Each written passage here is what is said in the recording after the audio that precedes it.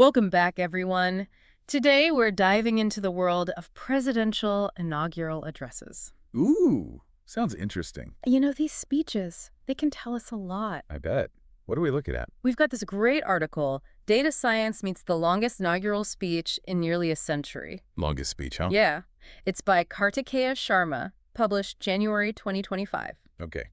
So who gave this marathon speech? You ready for this? It was Donald Trump's 60th inaugural address. Trump. Wow. That's That's not surprising, actually. I know, right? It was a whopping 3,300 words. That's like, what, the length of a short story? Pretty much.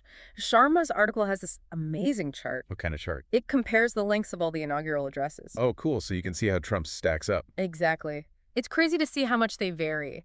Some Really? presidents were super concise, Like who? like Washington's second address, only 147 words. Wow. Straight to the point. Right. And then you have poor Harrison in 1841. Core. What happened? His speech was so long, people think it might have, Contributed to his early demise. maybe over 8,000 words. Makes you wonder if maybe less is more sometimes. Right. But it makes you think, does the length actually matter? Good question. Is it a sign of the times? The president's personality? Or something else entirely? Yeah. What do you think? I've been pondering that. It's not just about how much they say, though. It's what they say. Oh, yeah, for sure. Content over quantity. And that's where sentiment analysis comes in. Sentiment analysis, what's that? Like figuring out the emotional vibe of each speech. Interesting. You mean like if it's a pep talk or a doom and gloom kind of speech? Exactly. How do you even do that? Well, Sharma used these three methods, VADER, TextBlob, and BERT. Okay. Those sound pretty high tech. They are. But basically, they analyze the words, looking for positive and negative ones. And that tells you the overall tone. Right. So VADER, the simplest one, it seemed to be a bit overly optimistic. How so? It gave a bunch of speeches a 100% positive score. Even speeches during, like, tough times. Yeah. That doesn't seem quite right. Exactly. Like, it was missing some nuance. Were there any exceptions? Oh, for sure. Lincoln's 1865 speech. Oh, yeah. The Civil War, abolition of slavery. VADER gave that one a very negative score. Makes sense. Probably not a lot of happy talk going on there. Exactly. So that kind of highlights the limits, right? Just looking at positive and negative words. Gotcha. So you need more context. Right. And that's where TextBlob comes in. It looks at subjectivity, too. Subjectivity. Is the speech expressing opinions or just stating facts? So like a subjective speech would be full of I believe and we must statements. Yeah, exactly. And a low subjectivity speech would be more like just the facts, ma'am. That's a great way to put it. And when we look at TextBlob's results, things get really interesting. Oh, like what? Nixon's 1973 speech, for example. What about it? It's both super positive and AMD highly subjective. Lots of calls to action, personal appeals. So it's like he's trying to project strength even though Things were falling apart. Yeah. Makes you wonder about his motivations. For sure. Now, BERT, this is the most advanced tool. How so? It actually tries to understand the meaning of words in context. So it's not just looking for keywords, it's actually reading for comprehension. That's a great way to think about it. So what did Bert find? Well, this is interesting. It gave FDR's second inaugural address a negative score. Really? I thought FDR was all about optimism, fireside chats, and all that. He was, but this particular speech... This one was different. Yeah. It's actually quite somber. He talks about poverty, unemployment... Reflecting the realities of the Depression. Right. Bert wasn't misinterpreting it. It was picking up on a deeper level of meaning. Exactly. Even a positive speaker can convey difficult truths. Totally. The article actually includes this powerful photo from the Depression era. Migrant mother. Oh, yeah. I've seen that one. You see the worry on those faces. It's heartbreaking. It really captures the weight of what FDR was talking about. Absolutely. It's amazing how the data and the historical context come together. It is, right. It makes you realize these speeches aren't just words. They're reflections of their time. Exactly. And when we look at Bert's analysis over time, We see some trends. big time, there's this noticeable spike in positivity after World War II. Makes sense. War's over, rebuilding, sense of hope. Exactly. But then a dip around 2009. Oh, yeah. The financial crisis. Tough times. Presidential rhetoric really is intertwined with history. It's like we're having a conversation with the past through these speeches. Right, and it makes you think about the power of words. how they can shape our understanding of the world. and how data can help us unlock that hidden meaning. It's really fascinating. So we've talked about the emotional tone of these speeches. Sentiment analysis and all that. But what about the specific words they use? Oh, yeah, good point. Can that tell us anything? Absolutely. The article compares Trump's language to two other presidents, Ooh. Reagan and McKinley. Sharma uses word clouds. Ooh, I love word clouds. They're so visually striking. And they can reveal patterns. Exactly. So Trump and Reagan both emphasized nationalism, economic growth. Interesting. Shared themes. But when it comes to trade, Things get different. Reagan was all about free trade. Uh-huh. Trump, more protectionist, like McKinley, Interesting how those connections emerge. and the word clouds really highlight it. They're not just pretty pictures. Nope. They show us the links between these presidents across time. Like pieces of a puzzle. Exactly. Both Trump and McKinley, for instance. What about them? They both echo this America first kind of foreign policy. Expansionist. Right. It's fascinating to see these patterns repeat, Like there are these underlying currents of thought. shaping how they talk about America's future, It makes you think, about how language is never truly neutral. even in something as formal as an inaugural address. It carries the weight of history, anxieties, hopes. It's powerful stuff. And with data science, we can start to unravel it all. I like that. Unraveling the power of language. That's a perfect place to pause for a moment. We'll be right back to continue our exploration. We've been talking about how data science can be used to analyze presidential inaugural addresses. Yeah, going beyond just, like, counting the words. Right, to uncover the emotional tone, the linguistic patterns. And we saw how these tools, VADER, TextBlob, BERT, can give us these fascinating insights. Into the sentiment, the subjectivity, the historical context, the rhetoric. It's pretty amazing how these speeches, which are often just seen as ceremonial, Right. they actually contain so much information. About the presidents themselves, the times they lived in, their vision for America. Yeah, it's like each speech is a time capsule, I like that, a time capsule. preserving not just the words, but the emotions The anxieties, the aspirations. of that specific moment in history. Exactly. And by applying these data science techniques, You can unlock those hidden layers of meaning. and gain a deeper understanding of these really pivotal moments It's almost like we're having a conversation with the past.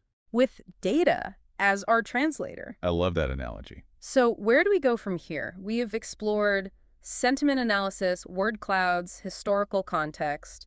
What other avenues can we explore with this data-driven approach? Well, one really fascinating area is the analysis of specific linguistic features, Like what? like metaphors, pronouns, rhetorical devices. Okay, so, like, how they use language to make their point.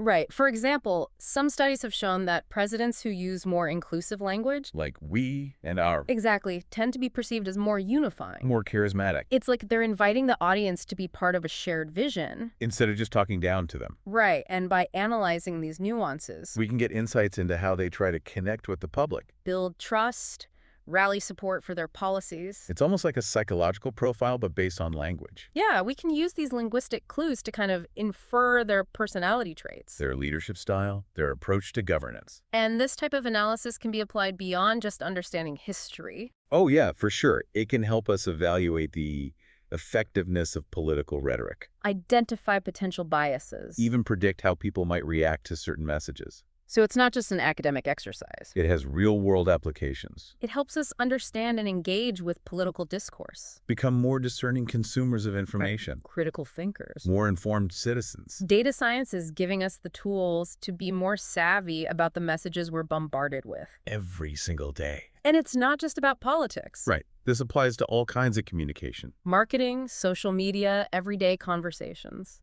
It's a whole new way of understanding how language works. How it influences us, how we can use it more effectively. And it's a field that's always evolving, new tools, new techniques. As we gather more data, develop more sophisticated algorithms. We'll be able to unlock even deeper insights into the human mind. It's exciting to think about the possibilities. Like we're on the edge of a new era of understanding communication. And as we continue our deep dive today, keep that in mind. We're not just talking about speeches. We're talking about the very essence of human communication. and how data can help us unlock its secrets. So let's delve a little deeper into some of the specific findings from Sharma's analysis. Okay, sounds good. We've talked about the overall trends, the comparisons between Trump, Reagan, McKinley, Right.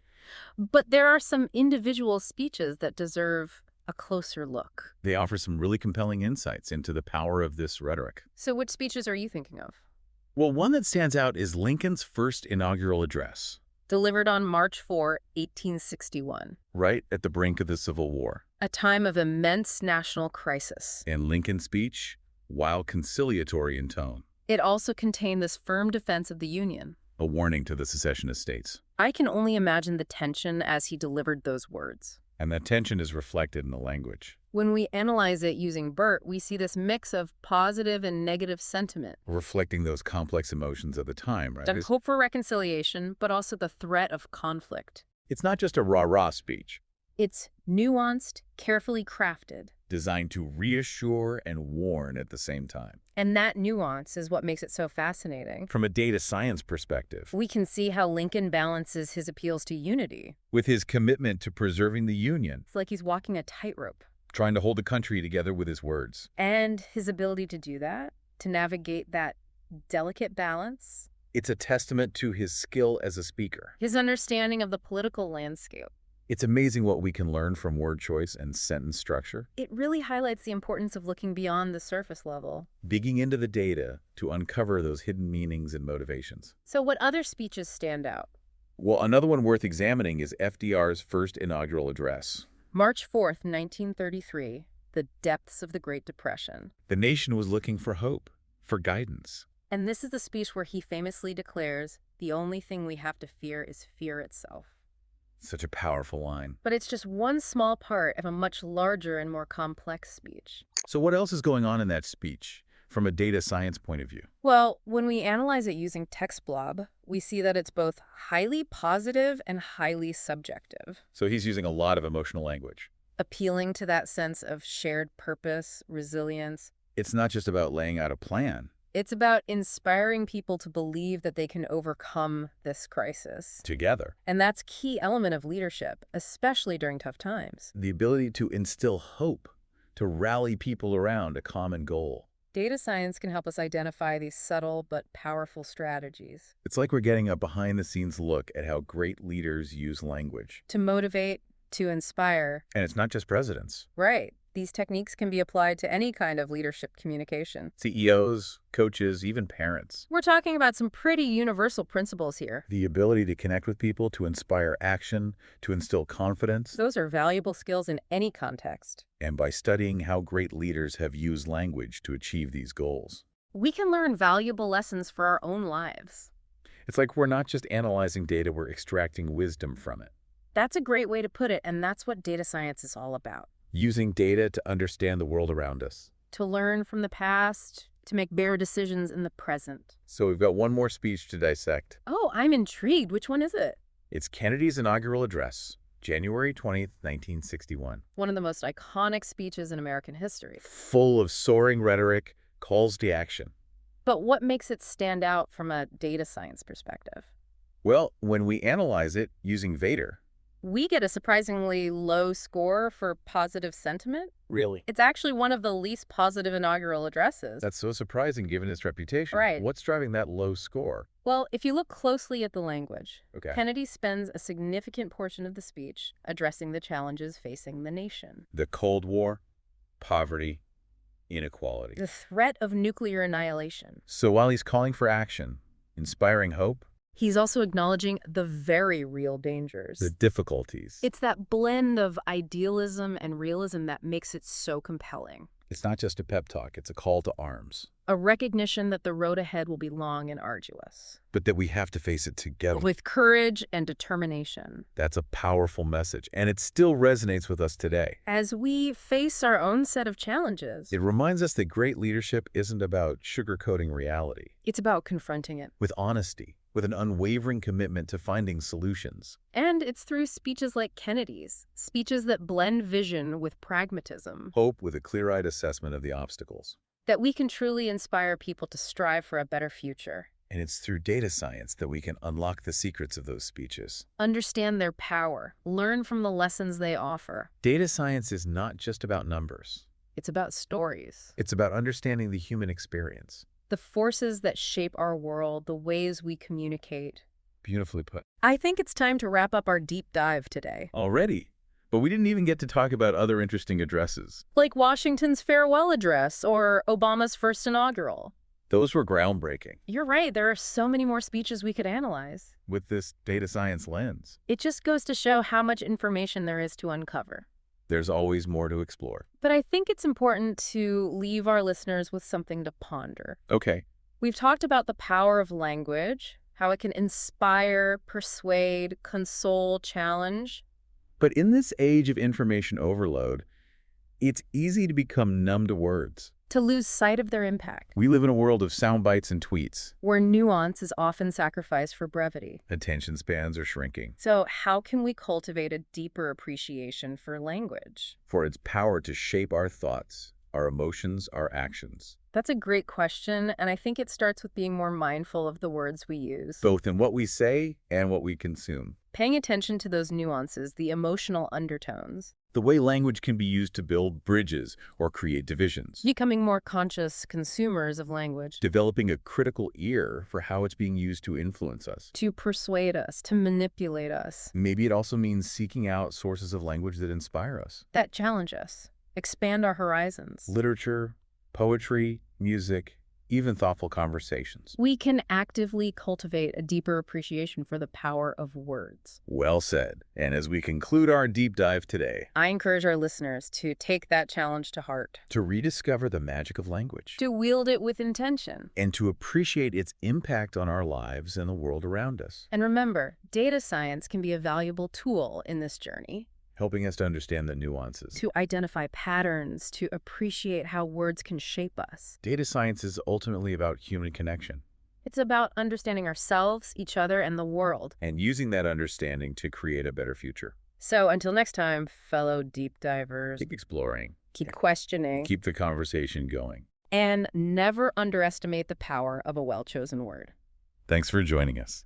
You know, it's funny, we often think of data as so, well, cold, impersonal. Yeah, numbers and algorithms. But today's deep dive has shown us how it can actually reveal so much about, like, human emotions, motivations. Especially when we're talking about presidential rhetoric. Right. We saw how data science can help us uncover those hidden layers of meaning in these speeches. The subtle ways presidents use language to connect with people, to build trust, inspire action. Like, we were given a backstage pass to the world of political communication. Seeing the strategies, the techniques that shaped history. And it's not just about history, is it? No, not at all. These insights can help us become more aware of how language is used to influence us every day. Absolutely. From the news we read, to the ads we see, to even just everyday conversations.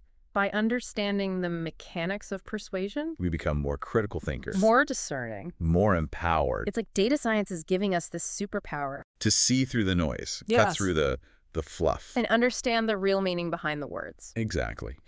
So, as we wrap up our deep dive today, Okay. I want to leave our listeners with a challenge. A challenge. I like it. We've talked about the potential of data science to unlock insights, but Right. it's up to each of us to use those insights wisely. I see what you mean. What are you thinking? Well, it's easy to get caught up in the technical stuff, the analysis. Right. But the real value is what we do with the information. How we apply it. Make paired decisions. Connect with others. Make a difference. Exactly. So my challenge to our listeners is this. Don't let data just be another form of information overload. It shouldn't just add to the noise. Right. Let it be a source of inspiration A catalyst for thinking critically. and a tool for building a more informed, more engaged world. I love that. It's a good reminder. Data science is really about human connection at its core, isn't it? It is. It's about understanding ourselves, understanding each other, understanding the world around us. And using that understanding to create a better future. Well said. So, until next time, fellow deep divers, keep exploring, Keep questioning. keep the conversation going. And hey, never underestimate the power of a well-chosen word. Thanks Yeah. for joining us.